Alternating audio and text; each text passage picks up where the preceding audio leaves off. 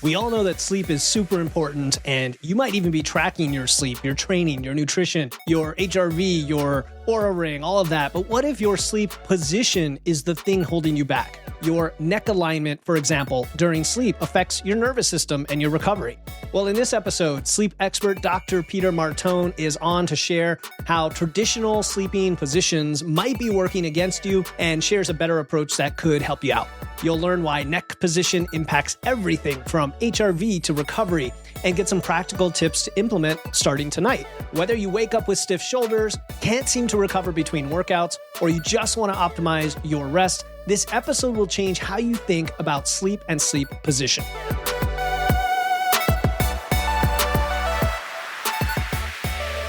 Welcome to Wits and Weights, the podcast that blends evidence and engineering to help you build smart, efficient systems to achieve your dream physique.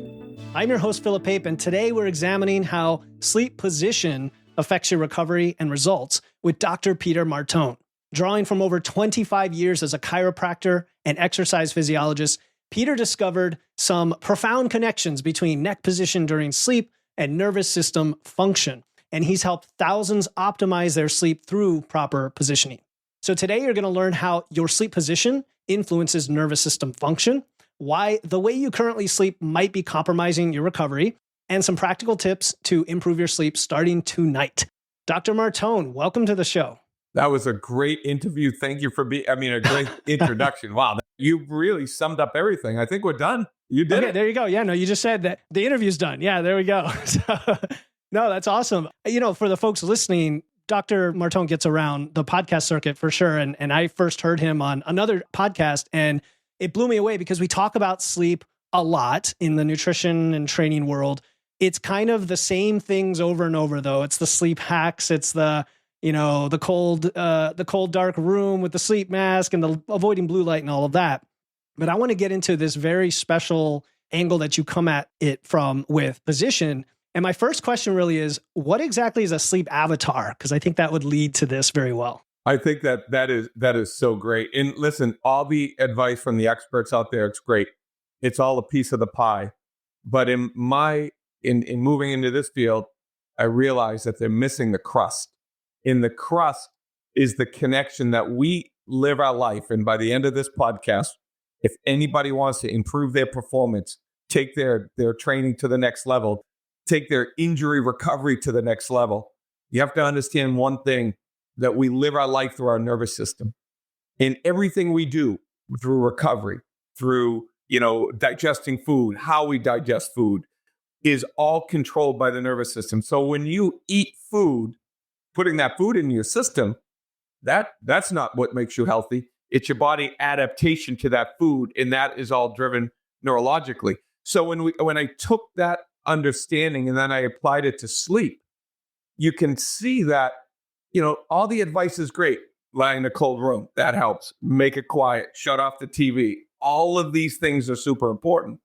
But what's happening right now, how you're listening to this let's say this podcast, that podcast is happening in real time, but you're not listening to it in reality. You're accepting this podcast through your sight, through sound. So your brain is integrating the information, and what you're listening to is a distortion of reality. And so what one person's experience might be listening to this podcast, the same exact podcast, somebody else could have a very, very different experience because it's driven through our nervous system.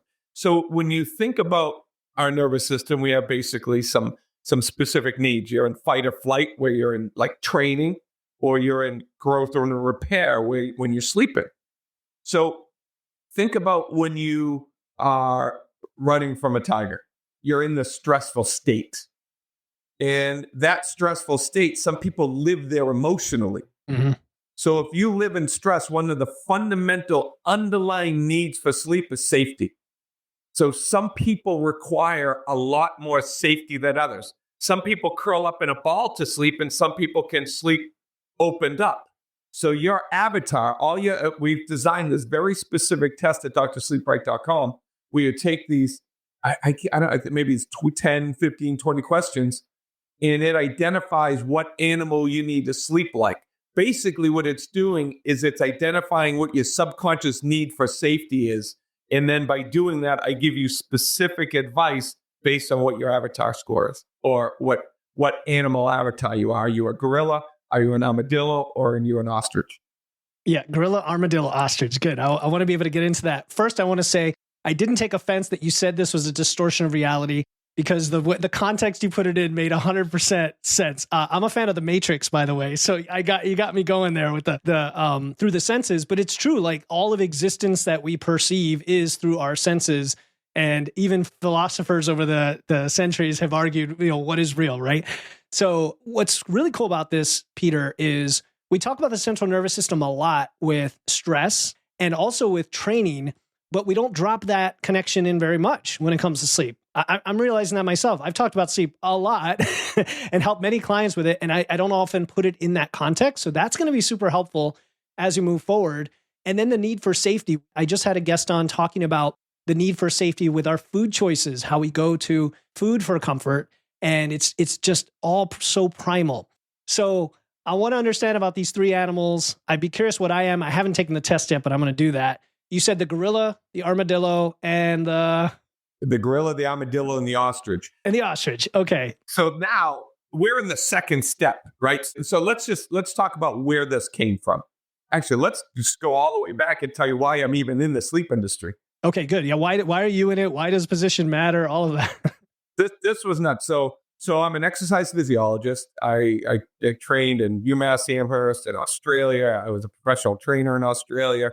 And so I'm an exercise physiologist. I love the study of biomechanics. I geeked out on it. I loved the shoulder, but I always had pain. I always had pain in my shoulder. I always had back pain.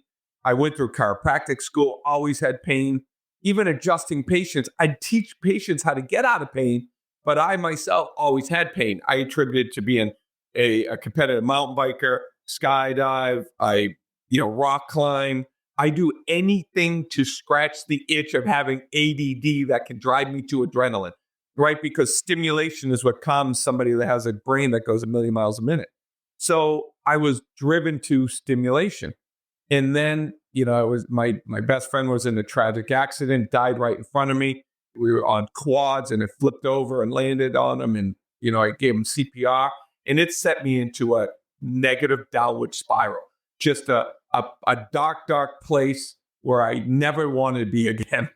And so I was there, and I was mountain biking, taking crazy risks, just had my first child. And I jumped off this drop. It was about a 10-foot drop on my mountain bike. And I felt a little tweak in my lower back. And I have had it before. It wasn't really too big of an issue.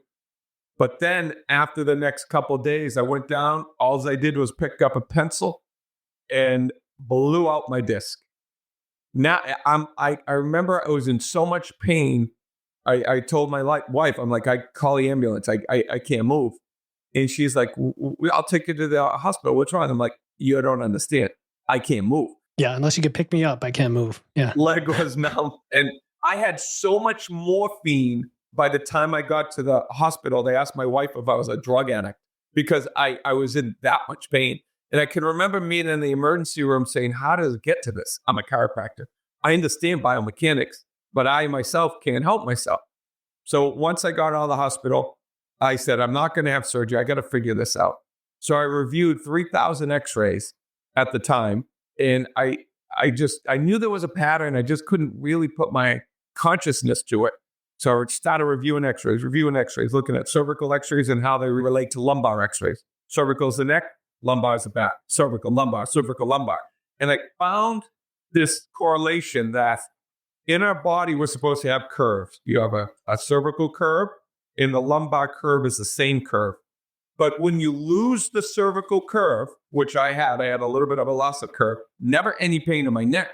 The reactive response due to what's called dura mater tension is a curve in the lower back.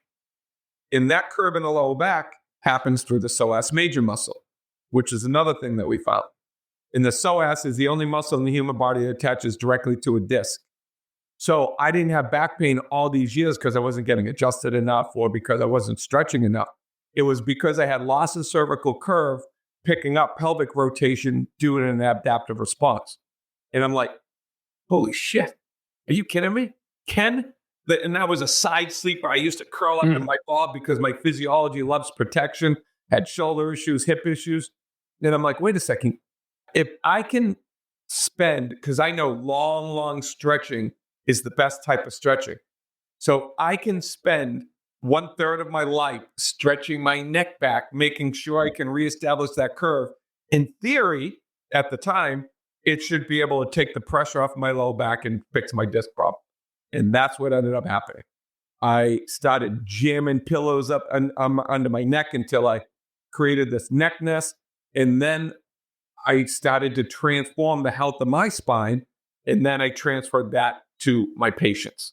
So that's really what drew me into the sleep industry. Wasn't because I wanted to help people sleep. I wanted to fix their spines while they slept. And that is why our approach is so much different, because I come from all of this holism, this holistic approach to healthcare.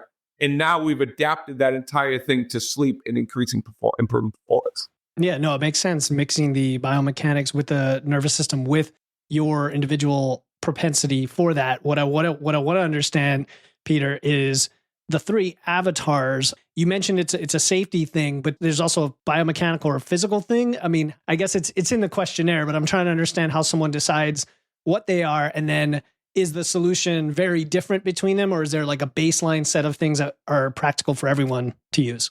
So then what we do is we have this triune of sleep. And this is where the avatar comes in. You have the conscious brain, the subconscious brain, and then the body. Okay?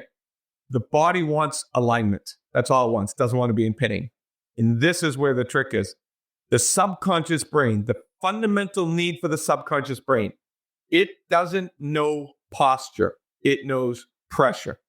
And the subconscious brain wants to feel safe in order to sleep, right? When I grew up in Malden, Massachusetts, I was on a busy street and kids would bang on the window and it would scare the heck out of me. So I was always afraid to go to sleep. So I curled up in a ball. I put all these stuffed animals around me, and only when I felt safe was my body able to fall asleep. So different people, depending on their types of personality, require more safety than others. And so let's say you're a gorilla, okay? Everybody needs to start in the same position. You're a human. You need your weight distributed over the greatest surface area, and everybody needs to start in a specific position. Now, your conscious brain is going to say you can't do it, but what your conscious brain is mistaking for comfort, it's the subconscious brain saying this isn't a safe position. And that is what we have to understand.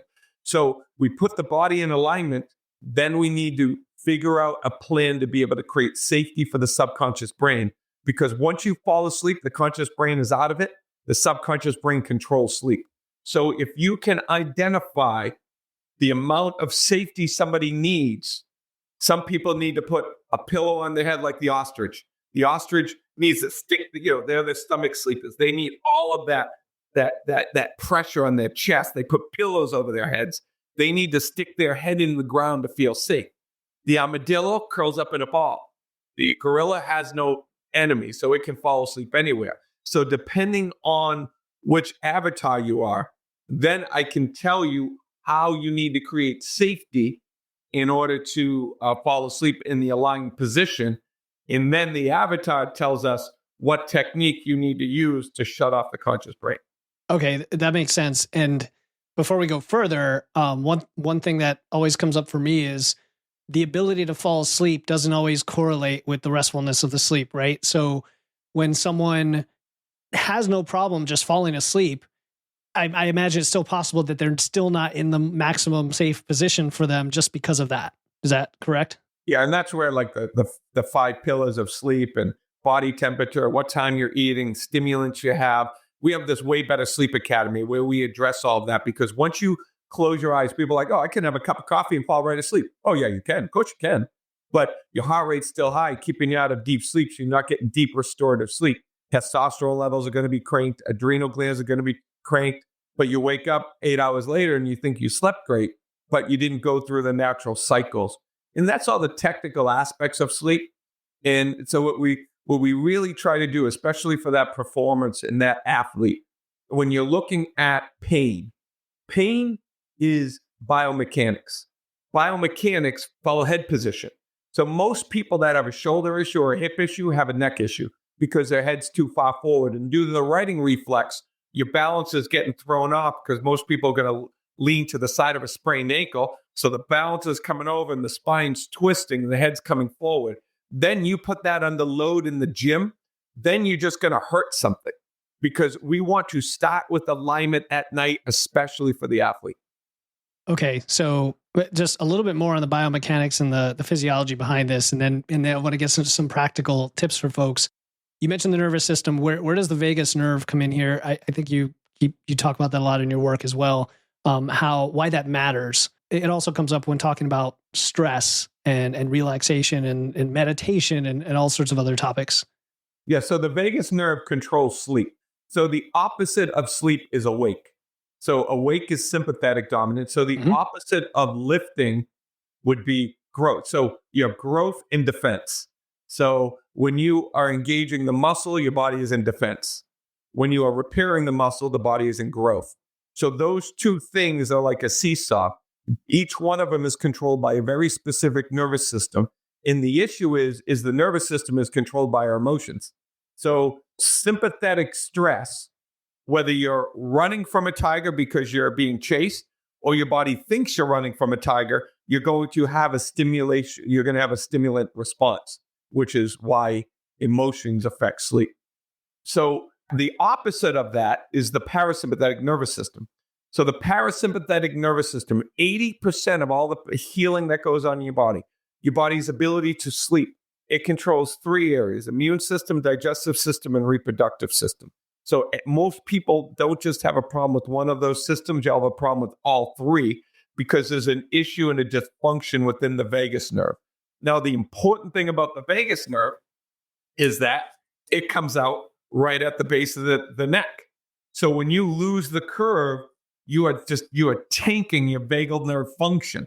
So because we sleep curled up in a ball, a lot of times people can't sleep because their vagal tone is getting compressed due to the loss of cervical curve, and the position is reinforcing that inability, like a weak muscle, for you to turn on that deep healing capacity of the vagus nerve because it's being compressed like stepping on a garden hose. Okay, great. No, I'm glad you connected all of those. So then if you want to capture a baseline of where you are now, based on all of this, I don't know if it's like HRV, because I know you've talked about HRV having a big potential impact and improvement when you address this, but what would people want to be measuring like right now today, knowing they haven't touched anything? And then, once they've addressed the neck positioning and other factors, they can see an improvement. What would that be? Yeah, the best thing, and that's you brought it up. And I don't care what monitor you're using, whether it's Fitbit, whether it's Apple Watch, whether it's Oura Ring, it doesn't matter. You just need to be consistent, whatever you're monitoring. And I like HRV because HRV, which is heart rate variability, basically monitors the balance between the sympathetics and the parasympathetics, the balance between the running from a tiger or that survive nervous system or that thrive nervous system. When you are surviving and you're running from a tiger, that heart rate needs to be very rhythmic and the body needs to be able to depend on the amount of sugar getting to the cell like clockwork. That's a rhythmic heart rate. Believe it or not, if you have a 60 beat per minute heart rate, that's one beat every second. That's not good. You want it variable, like bum, bum, bum, bum, bum, bum, bum. So one beat might be in 0.5 seconds. Another beat might be in a second. Next one, a second and a half. Next one, 3/4 of a second. So you want that variability within the heart rate because that means the parasympathetic nervous system is at play. So when the parasympathetic nervous system is at play and you're sleeping, your heart rate is very variable. When you're awake and you're running from a tiger, it's very non-variable. So you can then take a reading over a period of a day and see how calm your system is and being able to see how well your body's repairing. That's one of the best explanations I've heard for HRV because it's a confusing concept for people. And even if you have an Oura Ring like I do, and you learn and dive into this subject, people don't quite always get it. And your description of it being a gap between your sympathetic and parasympathetic, meaning that the more of a calm state you can get into, the more it's going to vary, is very a good visual for that. So then I guess then I want to get into the positioning stuff, because you talked about a pillow, you talked about the curling up and whatever based on the avatar. I mean, what are all the things that people are going to potentially adjust when they fix their sleep position? All right, sleep position. Is this going to be audio, visual? What is it? It's mainly audio. I mean, Okay. but we have the All right. video. We do have the video on YouTube. All right. Yeah. All right. So this is what's going to do. What I'm going to do is I'm going to put myself in the position, and you're going to explain what I'm doing. Okay. All right. Okay. Here we go. Got it. All right. So I will move my audio here, my thing. Oh, I got my spine on the bed. So I'm going to be using right now to do it a neck nest. This is something that we created, but if you have a soft down pillow or you have a blanket you can put under your neck, what's important is that you support. So anytime you support something in the body, you weaken it. Anytime. I don't care what you're supporting. Anytime you support the body, you weaken it. So when you use a pillow is defined as a support for your head. You're weakening the cervical curve in your neck. You do not want to support your head when you sleep. But if you support your head or you use a cervical pillow and it goes under your neck and it's supporting your head at the same time, that's even worse. So you want some sort of force. If you have a bad curve like I did, you want some sort of force applied to the neck that gently stretches an arch back into the neck. And that would be distraction. So you support your neck, but you use the weight of your head off of the back of the neck nest or whatever you're using, so that your head is basically almost 3/4 of an inch or an inch off the bed. And it's gently like a slinky, like a weight up the end of a slinky. It's gently stretching the curve back into your neck. Even though you're supporting the neck by using the weight of your head as a distractive force, the body reacts to force. Stress is a force that causes change. So that is what will reintroduce the curve back into your neck. Okay. Yeah, it makes total sense. So only support your neck. Your head hangs back a little bit. So Peter is about to lay down on his bed here in the video, and he's just got looks like a soft pillow squished up under his neck, just like he explained. And the back of his head is up a bit from the surface. Yeah, I know. And when most people, okay, here we go, right? We're going to talk about this. So when most people see that, right, it's like you're sleeping in a coffin. The first thing that people say is, I can't do that. I get it. You do not have control. Right now, any decision you're making is the conscious brain. So we know that decision's flawed because the conscious brain makes all the excuses. It's why you don't do it. It's the problem. So let's talk to your conscious brain. Hello, consciousness, I get it. You can't do that. You're not in control. I'm talking to your friend who is actually in control, like in my house, my wife. You talk to my wife if you want to get anything done. So I'm going to talk to the subconscious brain. Subconscious brain, I know you can do this, but what you're saying is it's not safe, and you don't feel safe doing it. Listen, all we need to do is fall asleep like this, and then once you fall asleep in this position every night, I don't care what you do. So that's the lifestyle habit. The lifestyle habit is not to be a back sleeper with something under your neck and think that you're not going to be able to sleep like that. Get like what every other expert tells you. Oh, fall asleep on your side. That's the best position. Listen, you idiot. You're not an idiot talking like the subconscious brain. You're not in control. Once you fall asleep on your side, in your arms in this position, try to watch a 2-hour movie in the position you fall asleep in. It's not possible. So for somebody to tell you that you can fall asleep on your side and that's the best position, you're only in that position for 20 minutes. And then the average person tosses and turns 20 to 40 times a night because they're giving them the wrong explanation because they don't understand spinal biomechanics. And when you do this thing with your neck, you don't do that. So like what inevitably you're going to stay in that position. Is that what you're saying? Yeah. So I don't want you to think about the whole night, but when you fall asleep in that position, right? Everybody needs to start in that position. I get it. Your airway might be an issue. You snore, you have apnea. It's worse in that position. I get all of that. We have tricks and tools to help people overcome those things. But you want to start the body in alignment. Then the next trick is then be able to create the pressure from sleeping on your side, mimic that in the back sleeping position. So for instance, if all right, I'm going to show you one more thing right here. So if I'm a back sleeper, or if I'm a side sleeper, okay, Mm-hmm. I sleep on my side. That's pressure against my face. Okay. So what you can do, you take neck nurse, put it on your neck, but put a pillow against your face. Put a pillow against your face on the side. Okay. Right. Or put a pillow on your side.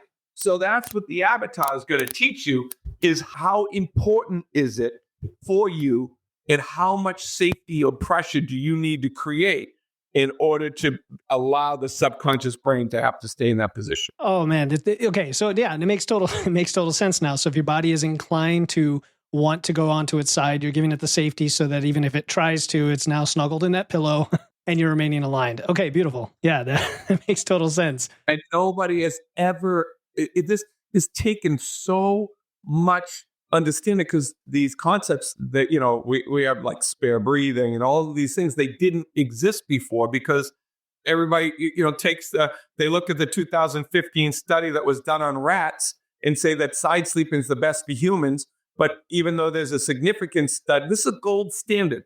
The gold standard study that tells people that lymphatic drainage happens best on your side was done on a rodent. The rodent spine is the cervical spine is completely opposite the human spine. Mm. And in there's a significant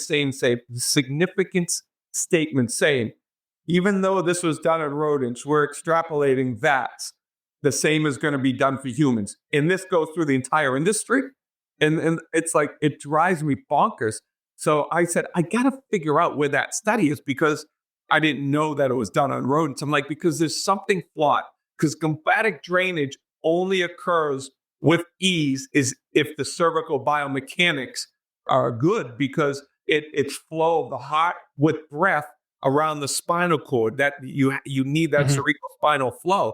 And if you have a breakdown in the proper spinal biomechanics of your body, you're backing all that stuff up, causing heart pressure, blood pressure, and all sorts of different issues. And that's when I saw the study, and I'm like, that makes perfect sense. That makes sense. Yeah. The findings were that, but it does not apply to humans. I mean, I could tell you that from my girls' hamsters, that they're very different creatures than us.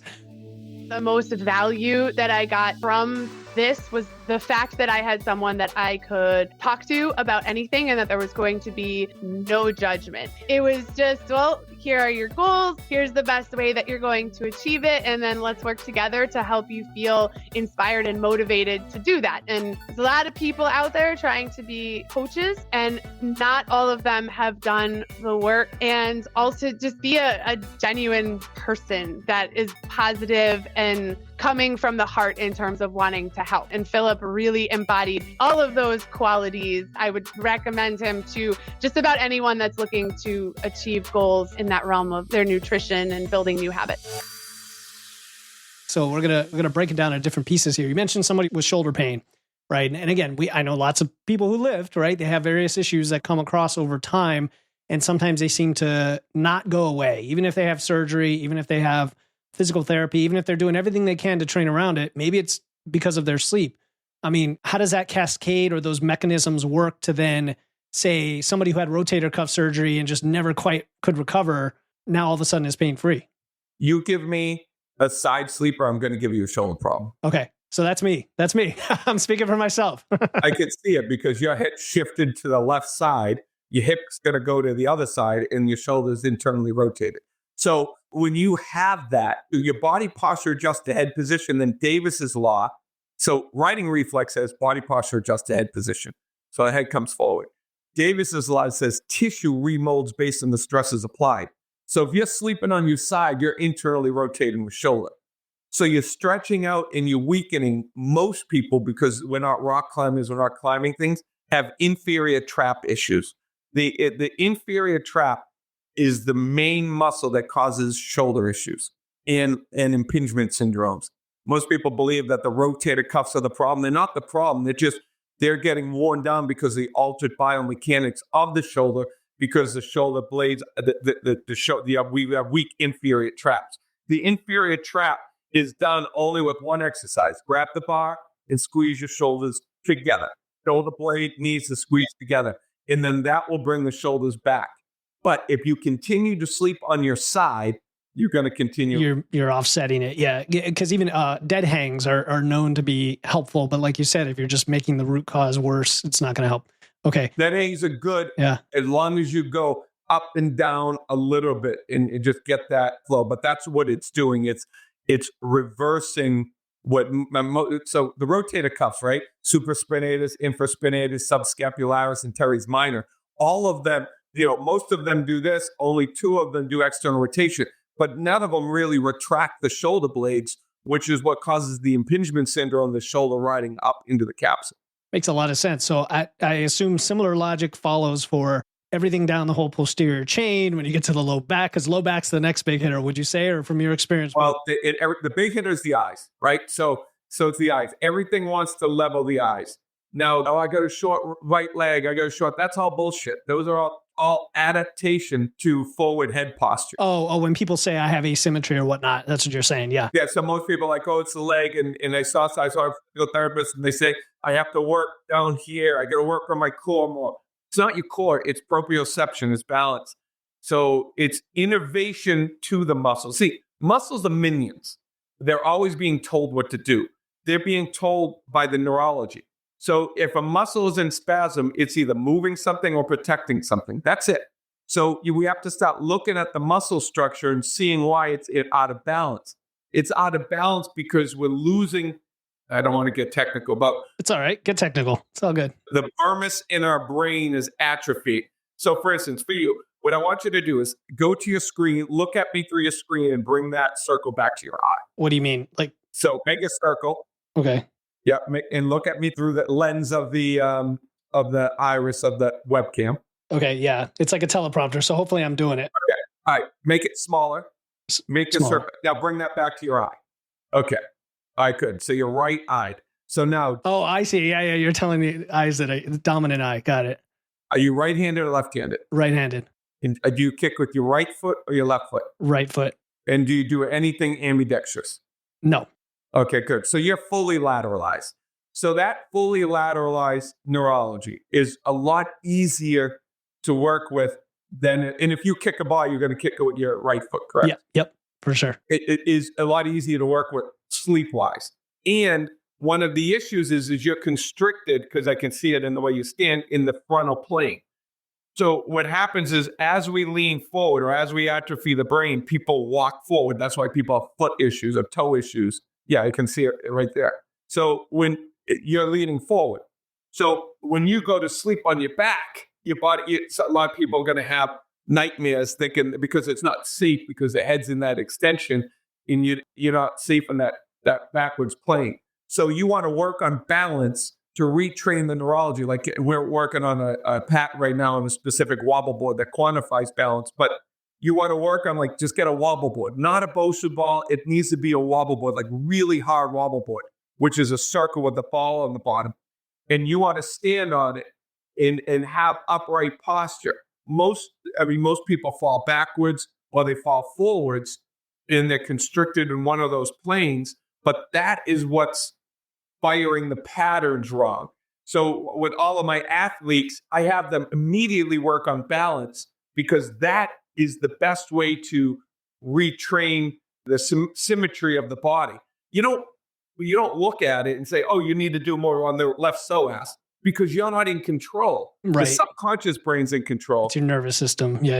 It's the nervous. Everything's the nervous system. No, it makes sense. Like I'm thinking robots and gyroscopes and I'm thinking Segway, like all that's going through my engineering brain of how like all that stays balanced with counteracting forces that you don't even think about. Just like with lifting, sometimes just being able to lift with the major movement patterns can resolve some quote unquote imbalances and such that people thought they had because you're training things as a system. So you're talking about your nervous system. So, okay, this is good, man. This is good. I didn't realize I'd get my own coaching session here, but this is good for people listening because they're like, now they can walk through the process. And you sprained your right ankle, by the way, just to let you know. I sprained my right ankle? Yeah. You think I did? Turn your head to the left side. My head just my head? Yeah. And now turn your head to the right as far as it'll go. See how far you go to the right side and you don't go as far to the left? Yeah.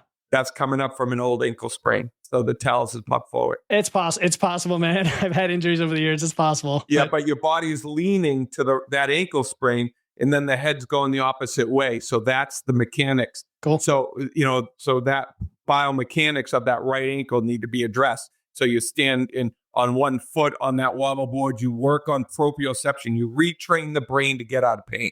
That's where like all of my work was done in that whole area before.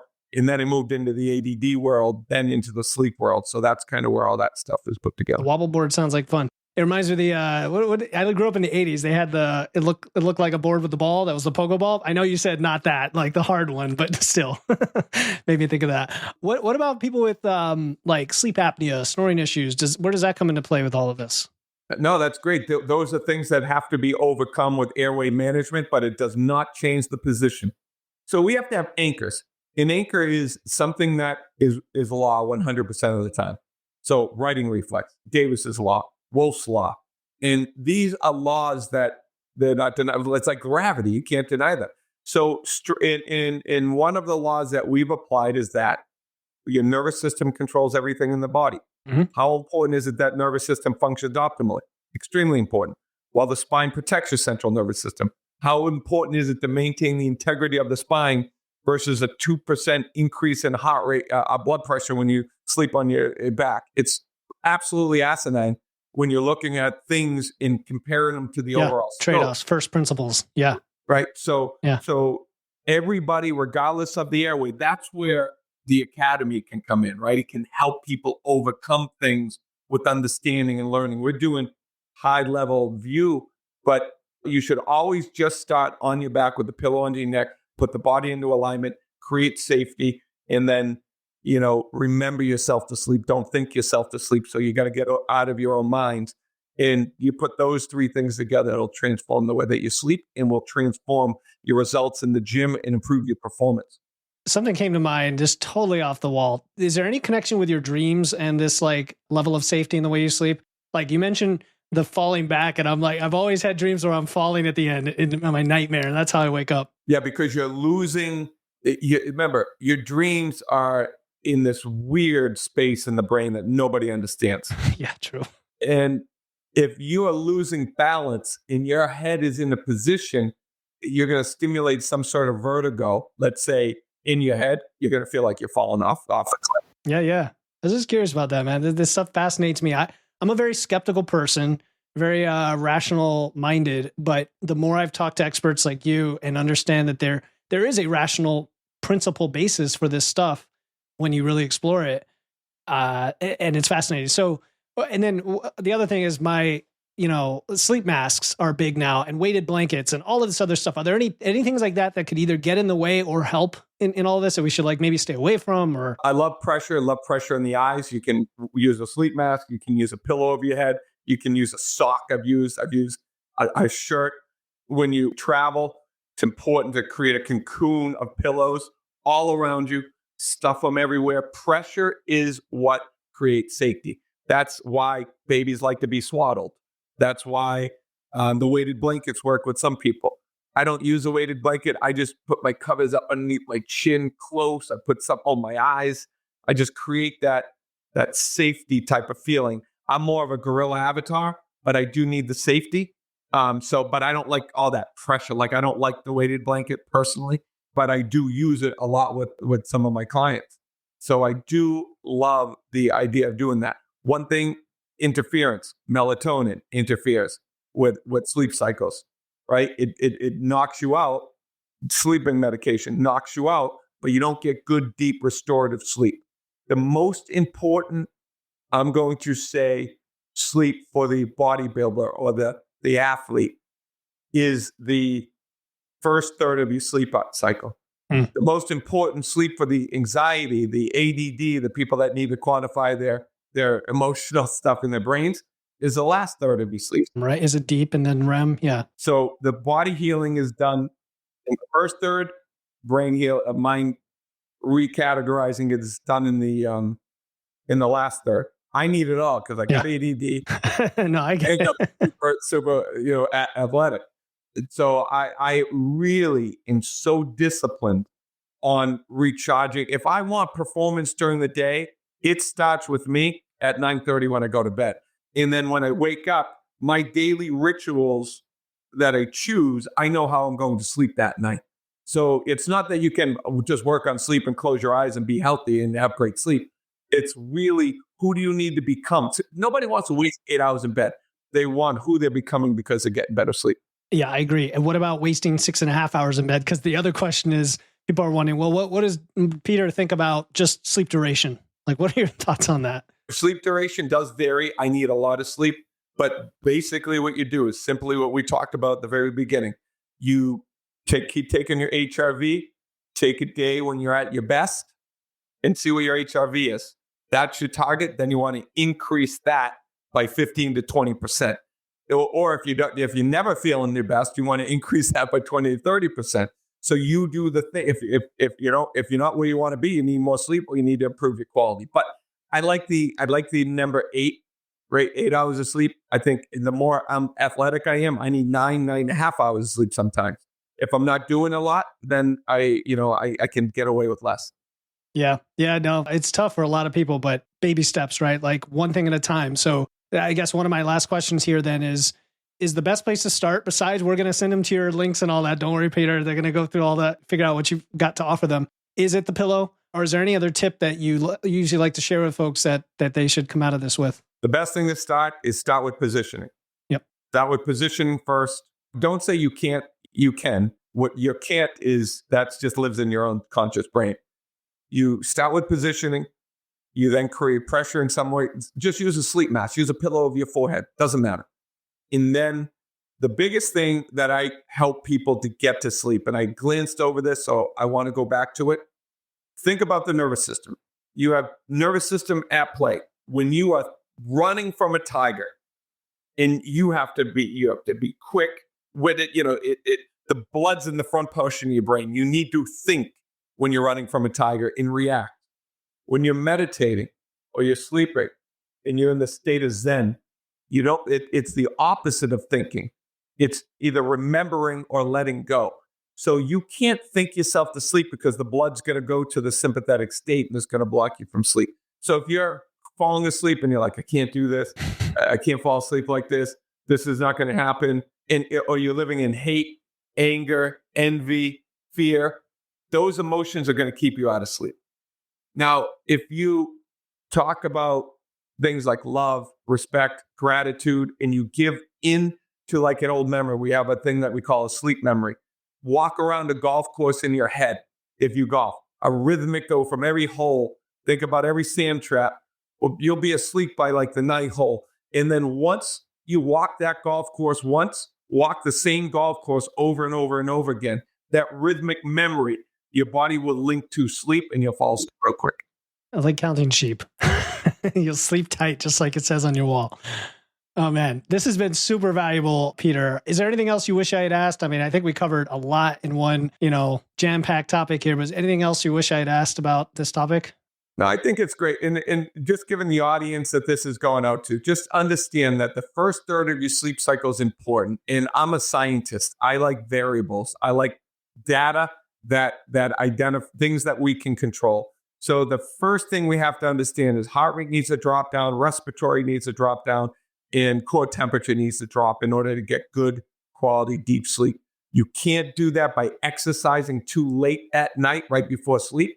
And you can't do that by eating too late, because if your body's digesting, you're producing heat, your heart rate's staying up, and your metabolism will stay stimulated. So you want to go to sleep really clean, I guess you can say. So I have a rule: no more than 300 calories within 3 hours of going to bed. And if it's a big meal, you want to have that at like 5 p.m.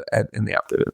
You hear that, everyone? It's another reason to maybe train earlier in the day, and also don't eat too late. And for us who are like bulking, which I am right now, that's a little more of a challenge, right? Because that just means you need to start early with your food and spread it out and not be too late. Because I've noticed those numbers on the HRV and everything just go to hell when you eat too late with the amount of food I'm trying to eat right now. So Thank you, Peter, for all of that. Where can listeners find more about your work? Where should they start to get the assessment and then find out more about what's available? Just go to drsleepright.com. That's DRSLEEPRIGHT.com. Take your free animal sleep avatar test. Then you're in my world. You'll be able to find out anything from me from there, and always on Instagram at drsleepright.com. Awesome. And I'm going to take advantage of some of this stuff myself. I'm definitely going to do the pillow thing tonight. And I'm glad we spoke, because I'm happy to report back after, seeing some improvement or checking out your stuff.